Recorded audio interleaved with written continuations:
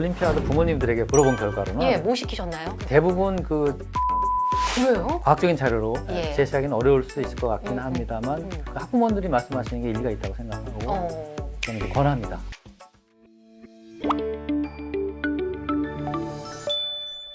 말씀하신 것처럼 우리 아이가 좀 영재성이 있으면 어떻게 이 로드맵을 짜야 될지, 어떻게 도와줘야 될지 부모님 입장에서는 굉장히 막막하실 것 같아요. 다 교수님을 찾아뵙기는 좀 어려우실 것 같아서 혹시 구체적으로 좀 유아, 초등, 중등, 고등 단계로 조금 이런 방식으로 아이를 좀 대해주거나 이런 학습을 좀 추천해주면 좀 더 도움이 될 것 같다. 제가 최근에 쓴 이 영재교육 책에서도 이제 네네. 그렇게 네 개의 단계로 분류해가지고 이제 네네. 좀 설명을 드린 맞습니다. 바가 있는데요. 그러니까 이제 결국은 이제 취학 전 또 이제 초등학교 이제 저학년, 저학년, 초학년, 고등학교 고학년, 이제 중고등학교 네네. 이렇게 네 가지로 이제 분류한다면은 제가 이제 그 취학 전에 아동들 교육에서 굉장히 중시 여기는 게 뭐냐면 요즘에 이제 조교육을 많이 이제 하죠. 하는 데다가 아이가 영재성이 있으면 아무래도 뭔가 가르치게 되지 않습니까? 네네.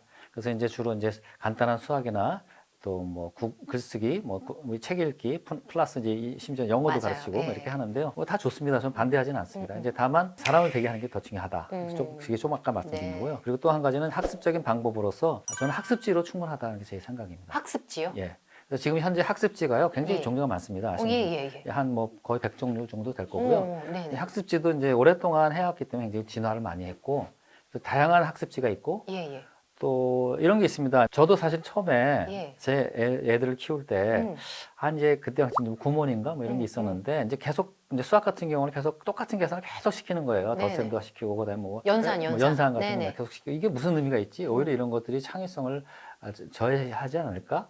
이런 생각을 할 수 있습니다. 특히 아빠들이 그런 생각을 많이 하는데요. 네네. 요즘에 연산에 대해서 논란이 많아요. 예. 찬반. 예, 찬반이 많죠. 근데 이제 제가 경험해 본 거로는, 아니면 제가 경험해 봤다기보다 제가 올림피아드 부모님들에게 물어본 결과로는 예, 뭐 시키셨나요?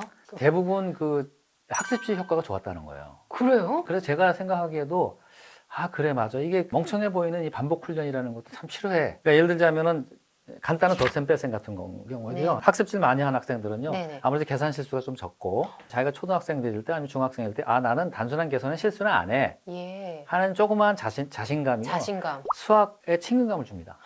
네. 그래서 그것이 결국은 점점 커져서 네네. 나는 수학을 좋아해, 난 잘해 이런 마음으로 커질 수 있는 확률이 커지고요. 음. 아주 단순한 것이라도 계산식으로 하는 학생들은 수학을 싫어할 수가 있습니다. 네, 그런 이제 어떤 안전장치. 예, 안전장치로. 예, 그게 이제 최소한의 효과고. 네네. 또 다른 것은 이제 아무래도 별거 아닌 것 같아도 왜 이런 게 있습니다. 예전에 이제 뭐 골프 천재 키울 때 미국에서 네. 그렇게 한다 그러더라고요. 그러니까 뭐 겨우 걷는 애들 한 뭐 3살, 4살, 시험 5살 이때 골프를 시킨대요. 근데 네. 뭐 아무래도 휘두르지도 못하고 아무것도 못해도 거기서 아주 멍청한 그냥 이렇게 공 툭툭 치고 하는 걸 하더라도 네. 안 한 애들보다 결과적으로 낫다. 뭐 이런 결과가 있대요. 익숙하기 때문일까요? 그게 아마 심리적으로 익숙하고 네. 뭐 그런 게 아닐까. 학습적인 그래도 어느 정도 환경 조성은 필요한 것 같다는 말씀이신 것 같아요. 예, 그러니까 이제 학습지가 왜 좋으냐를 이제 구체적으로 뭐 어떤 과학적인 자료로 예. 제시하기는 어려울 수 있을 것 같기는 합니다만 음. 그 학부모들이 말씀하시는 게 일리가 있다고 생각하고 저는 이제 권합니다. 많이 보셨기 때문에.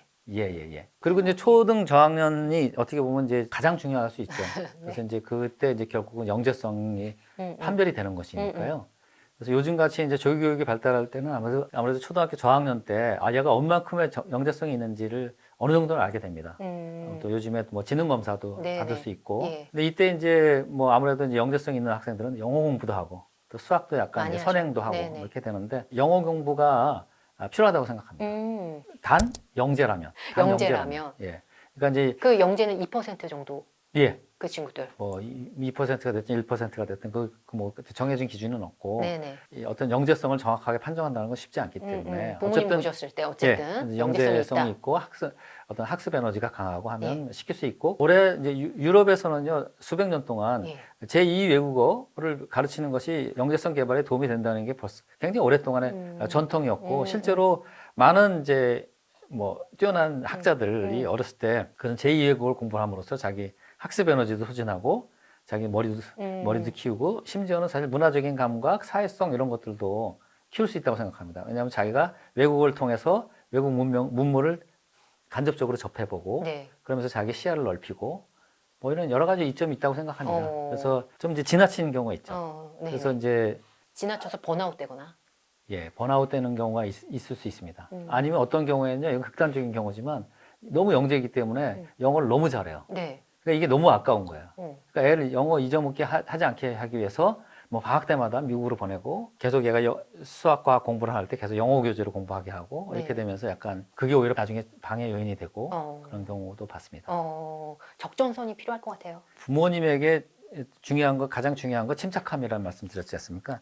그렇지만 이제 결국은 영재 교육이든 교육이든 특히 영재 교육에서 가장 중요한 딱 한마디를 꼽으라 그러면 뭐냐면 결국은 과유불급이란 말이 있지 않습니까? 지나침은 모자란만 하지 못하다.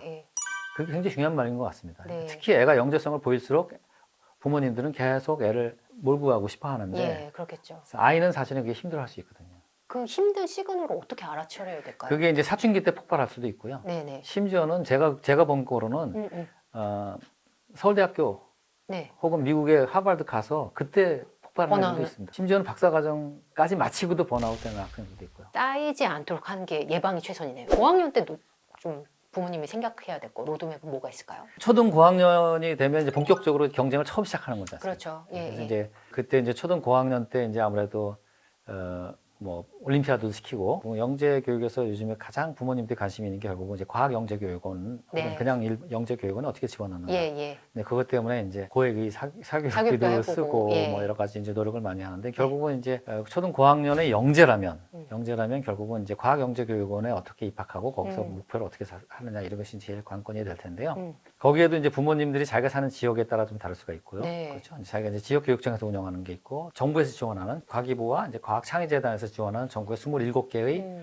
대학 부설 영재 교육원이 그렇죠. 있습니다. 그게 이제 네네. 가장 이제 오래되기도 하고 인기가 많죠. 예, 인기도 많고 전문성도 있고 또 요즘에 이제 과학 영재 학교 또 과학고 부설 또 영재 교육원이 또 그다음에 인기가 있고 이런데요. 그런데 들어가면 좋죠. 예, 저라도 이제 제가 영재 자식이 있다면 집어넣고 싶어 할 겁니다. 왜냐하면 네. 그게 거기서 들어감으로써 얻는 이점이 너무 많기 때문이죠. 가장 큰 이점은 결국은 거기서 어떤 내용을 배우느냐 이것보다도 그런 아이들끼리 만난다는 거.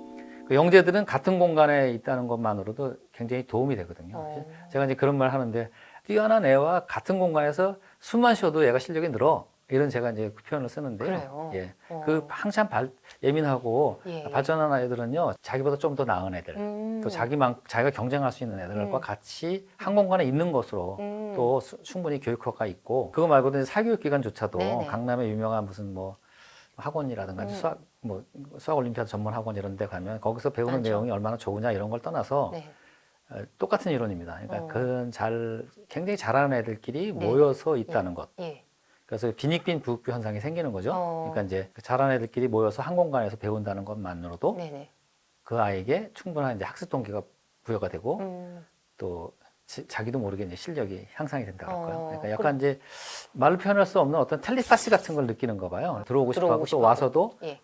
굉장히 친구들하고 금방 사귀고 싶어하고 뭐 이런 이제 심리가 있는 거죠. 그러면 영재성이 있다 하면 영재교육원에 한 번이라도 도전을 예. 해보는 걸 추천하시네요. 예, 맞습니다. 만약에 이런 부분에서 유의점은 없을까요? 뭐 떨어지거나 다녔을 때 이런 부분을 좀 조심했으면 좋겠다. 제가 이제 걱정하는 것이 이건데요. 결국은 이제 영재교육원에 보내려면 이걸 준비해야 됩니다 하는 이제 어떤 사교육 기관이 많고. 네, 많죠. 네, 그분들이 이제 사실 다 또 어느 정도의 전문성이 있고 네.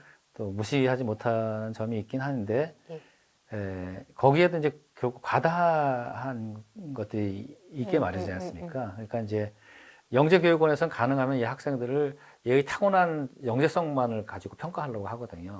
근데 물론 이제 사교육기관에서 그런 쪽을 또 비집고 들어가서 그렇게 보이도록 하겠죠. 예. 그렇지만 이제 여기서 제가 이제 걱정하는 것은 결국은 학생들의 어떤 학습 동기가 유지가 되는 게 중요하고 네네. 거기서 너무 번아웃이 되면 예. 나중에 얘가 뭐 결국은 이제 영재 학교 가서 번아웃 되는 아들, 대학 가서 번아웃 되는 너무 많기 때문에 과다함을 좀 회피하고 아니면 혹시 영재교육원에 실패하더라도 그것이 약이 돼서 좀 더 애가 또 잘 될 수도 있고 학부모님들한테 이제 조언을 드릴 때 두 가지 말씀드리는데 첫째는 뭐든지 반템포 늦추십시오.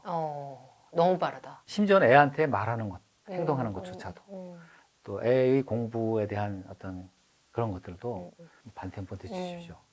반템포 늦추면 다른 게 보일 겁니다. 이런 얘기 많이 하는데요. 두 번째는 인생은 결국 조금씩 손해를 보고 사는 겁니다. 어머니들이 이런 얘기를 하세요. 제일 앞서서 이제 사교육을 시키고 자기 애를 막 몰고 가는 어머니들일수록 전형적으로 하는 말이 뭐냐면 저는 중간밖에 되지 않아요. 남들이 다 그렇게 하기 때문에 저는 할 수 없이 그렇게 하는 거예요. 이런 말씀 많이 하세요. 그러니까 결국은 그 심리는 뭐냐면 나는 죽어도 손해보기 싫다는 심리가 있는 거거든요. 근데 자식 키울 때는 제가 조금 손해를 보더라도 그게 본전이고 그게 잘하는 것이다. 이런 마음가짐을 갖는 게 좋다는 말씀 드립니다. 끝까지 지금 30년 동안 보니까 그렇게 한 템포 늦추신 부모님들 아이가 더 잘 되는 경우들이 많았나요? 제가 생각하기엔 그렇습니다. 왜냐면 그 어머니들이 워낙 침착하신 모습을 보여주니까. 예. 중고등이 남았습니다, 교수님. 중고등이요. 예. 결국은 이겁니다. 어머니들이 이제 애를 이제 사춘기를 맞이하죠. 이제 대부분 이제 공부 잘하는 애들은 굉장히 착합니다. 특히 요즘 애들은 엄청 착해요. 그래서 네, 이제 갖춘 애들이 너무 많아요. 착하기도 하고 공부도 잘하고. 맞습니다. 그렇지만 이제 그들도 이제 사춘기를 겪고 엄마 말 되게 안 듣고 뭐 그렇게 되죠.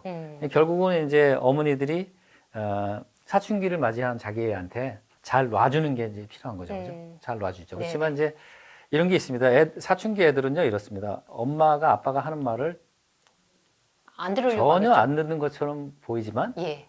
들어요? 실은 다 듣습니다.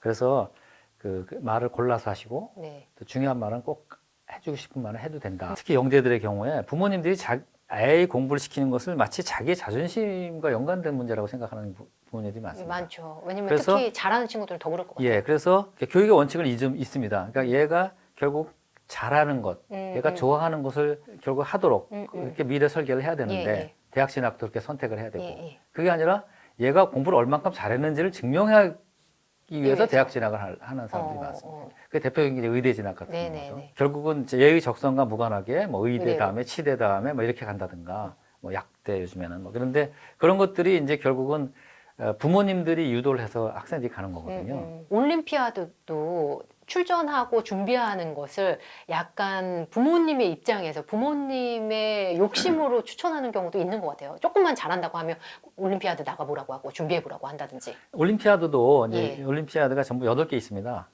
그러니까 이제 수학 올림피아드는 이제 대개의 경우 좀 자연스럽게 영재성이 발굴이 되거든요. 아무래도 이제 대부분 학생들이 이제 3, 4학년 때부터 좀 더 심각하게 수학을 하게 되고 이제 그런 영재성 있는 애들은 금방금방 이제 표가 나고 특히 이제 학원 같은 데 가면 완전히 이제 뭐 신동이다, 뭐 자이언트다 이렇게 해가지고 그렇기 때문에 쉽게 발굴이 되는데 아무래도 이제 다른 과학 올림피아드는 좀 루트가 좀 다르긴 하죠. 네. 이제 왜냐하면 영재성을 뭐 얘가 생물 올림피아드, 생물 영재인지 지구과학 영재인지 뭐 IT 영재인지 이걸 어린 나이부터 판단하는 건 어렵기 때문에요. 그렇지만 이제 제가 말씀드리겠지만 수학 올림피아드는 적어도 이 영재성을 확인하고 개발하고 또 학습 에너지를 소진하고 하는 여러 가지 이점이 있기 때문에 권장할 만하다. 네, 이게 네. 제 생각이고요. 이점이 이제 두 가지 있다고 보면 되겠는데요. 첫째는 이제 굉장히 어려운 문제를 풀어야 되기 때문에 네, 네. 자기의 강한 학습 에너지를 소진할 수 있다는 이점이 있고요. 또 다른 이점은 일반 이제 수학 교과 과정하고는 벗어나 있거든요. 그러니까 이제 예를 들어서 중학교 과정, 뭐 고등학교 과정하고 이제 올림피아드에서 나오는 문제 스타일이 완전히 다릅니다. 어떤 분야가 좀 다르다고 할까요? 네네. 그러다 보니까 이제 이게 선행학습하고 연결이 돼 있지는 않습니다. 네. 그러니까 선행학습에 문제가 있지 않습니까? 현재. 네, 그러니까 네, 이제 그런 것에 저촉이 되지 않기도 하고 예. 그렇기 때문에 제가 이제 수학 올림피아드를 권하는 편이죠. 만약에 교수님, 근데 수학적인 재능으로 소질이 개발된 친구가 아니어도 올림피아드를 좀 추천하시는 편이에요? 예, 영재가 또 분야가 있죠. 이제 예, 예를 들어서 이제 인문학적인 영재가 있고 어학적으로? 예, 어학적으로 이제 글 잘 쓰기에 네, 뭐 네. 하는 학생들도 있고 뭐 그런데 지금 현재 이제 미국의 영재학회들의 일반적인 전문가들의 일반적인 견해는 그게 큰 차이가 없다. 영재끼리는? 지적 능력이 뛰어나기만 하면 네네. 사실은 이 언어 능력, 글쓰기 능력, 수학적인 능력, 과학적인 능력 다 비슷하게 간다. 그래요? 얘는 꼭 수학 영재야.